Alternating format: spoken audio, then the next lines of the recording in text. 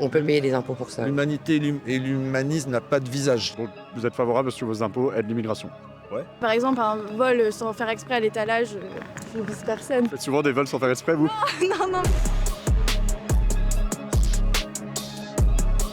Je me trouve cette fois dans le nord de la France. Vous le voyez derrière moi, ce magnifique beffroi de Lille, vous l'avez reconnu, non loin de Calais. Vous savez, Calais est le laboratoire de toutes les problématiques migratoires et de l'immigration clandestine que l'on connaît en France. Car vous le savez, nous sortons à une frontière de notre premier hors-série à la fin du mois de janvier, consacré aux coupables de l'immigration, de la submersion migratoire que nous vivons en France. Les avocats, les juges, les associations, nous vous démontrons qui aide les immigrés à venir clandestinement en France et parfois à contourner la loi. Et c'est la question qu'on va donc poser ici à Lille aux Français. Est-ce que vous condamnez cette immigration irrégulière? Est-ce que vous comprenez que des associations et des avocats viennent en aide parfois jusqu'à contourner la loi? Est-ce que vous comprenez qu'un irrégulier, un migrant clandestin qui a pu commettre un délit ou un crime soit régularisé sur le sol français? Eh bien, c'est toutes ces questions qu'on va se poser. En attendant, pensez à vous abonner en vous connectant sur votre compte Google ci-dessous. Likez, partagez, aimez cette vidéo. À tout de suite.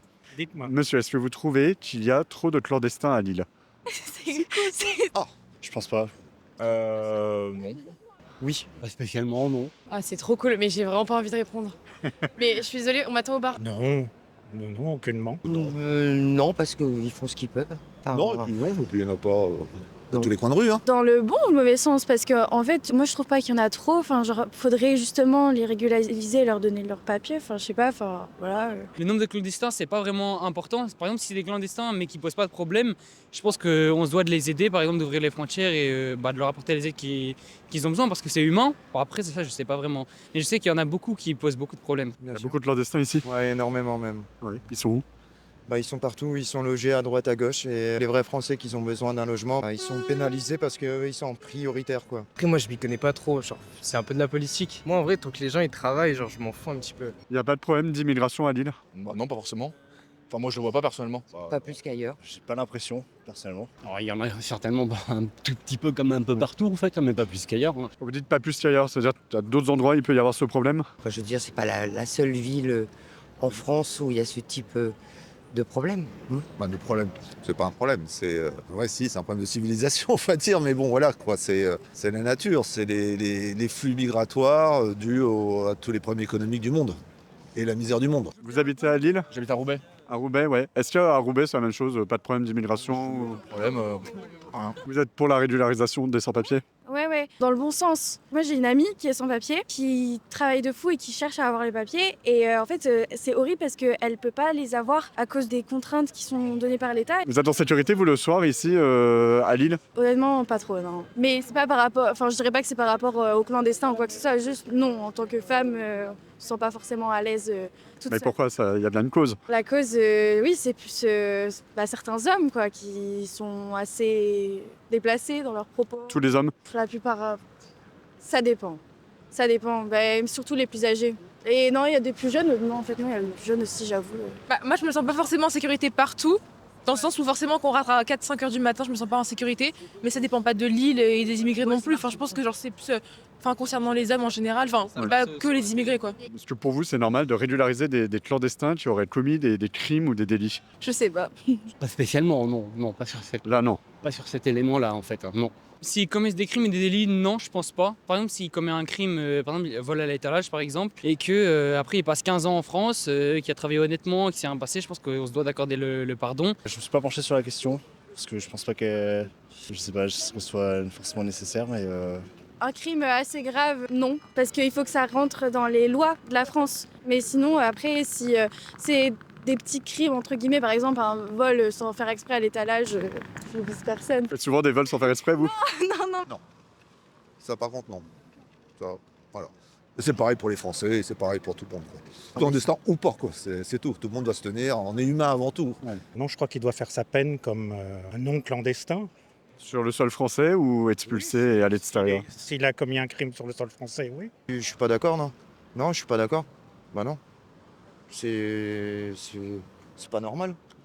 Humainement, je pense qu'on se doit d'aider les autres. Et, C'est une limite pour vous? Est-ce qu'on peut en accueillir comme ça des dizaines de milliers? je pense qu'il faut quand même réguler parce qu'on ne peut pas accueillir tout le monde, on n'a pas forcément la place nécessaire non plus, surtout que la population mondiale, elle fait qu'augmenter. Mais je pense qu'on devrait vérifier par exemple ceux qui ont des casiers ou ceux qui n'ont pas. Je vais m'abonner. Ah, bah, c'est sympa ça. voir un peu de quoi ça parle. Merci, bah, ça nous fait 424 000 abonnés, merci à vous. Et j'espère que ça va être une bonne vidéo. Ouais. Regarderai. Merci. Des migrants, par exemple, qui rentrent de façon clandestine sur notre sol, sans papier, qui sont donc irréguliers. Est-ce qu'il faut les régulariser, leur donner des droits, des papiers? Oui, je pense, ouais. C'est bien encadré.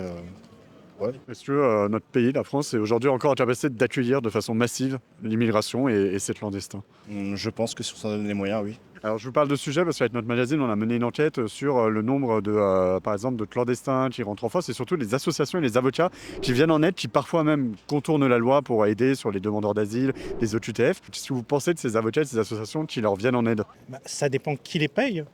Qui paye ces avocats? Alors, parfois, il y a des associations qui perçoivent de l'argent public pour aider les clandestins. Peut-être pas de l'argent public, non. Je crois que c'est un peu comme tout. Ceux qui veulent défendre les clandestins, ils peuvent tout à fait organiser leur défense sur des dons privés. Pourquoi pas? Si on vient en aide avec nos impôts à des personnes qui commettent des crimes et des délits mauvais pour la France et pour le bien-être d'autrui, forcément là non, il y a un problème. Il faut pas laisser faire ça. Mais après, si c'est comme on disait, des gens qui veulent travailler, qui sont là pour faire avancer la France et qui sont là pour respecter et qui sont fiers d'être en France, non, là il faut les aider. Ce que font ces avocats, ces associations, est-ce que c'est moral? C'est humain déjà. La misère humaine, oui. Par rapport à la misère humaine, bien sûr. La misère humaine, il y en a partout et de plus en plus dans le monde entier. Donc il faut les aider, mais le problème, c'est les aider ici, oui, mais c'est les aider surtout en amont. Parce que le problème ne vient pas d'ici, le problème vient de leur pays. À partir du moment où ils contournent la loi, du coup, c'est plus acceptable. On pourrait essayer humainement de les accueillir, mais s'ils respectent déjà pas les lois en venant s'installer chez nous, qui nous diront pas qu'ils vont les enfreindre plus tard. Ça vous gêne ou pas de vos impôts puissent financer, contribuer à ce type d'action, de venir en aide aux migrants? Non, pas du tout. Donc vous êtes favorable à ce que vos impôts aident l'immigration? Ouais. C'est un bon soutien, je trouve, en fait. Donc, c'est une bonne implication donc, de la part donc, en fait, donc, de ces professionnels, de leur venir donc, en, fait, en appui. Moi, ça ne me gêne pas. En amont, il y a le sauvetage en mer aussi. Est-ce que pour vous, on doit payer des impôts pour des associations et parfois contourner la loi? Certaines, on a observé aussi ça, pour aider ces migrants. C'est compliqué parce que si on pense du côté humain, oui. Si on pense du côté humain, oui. Mais on sait bien que le problème, il est sur le fond, en amont, quoi. C'est dans les pays qu'il faut faire les choses. Donc de l'aide au développement, par exemple?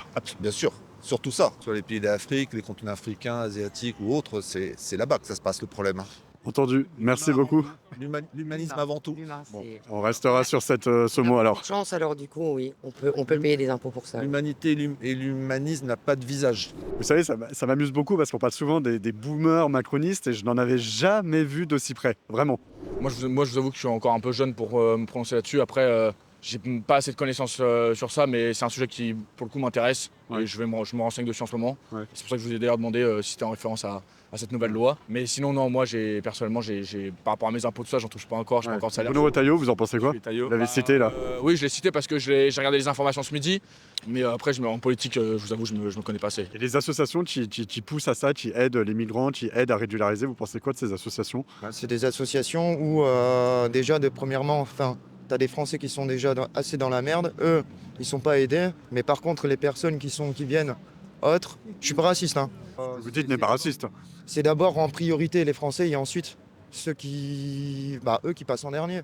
Merci beaucoup pour vos réponses. Elle est moins timide que vous. Hein. Ouais, non, mais moi, en fait, je comprends même pas les questions. Vraiment, c'est trop dur pour moi.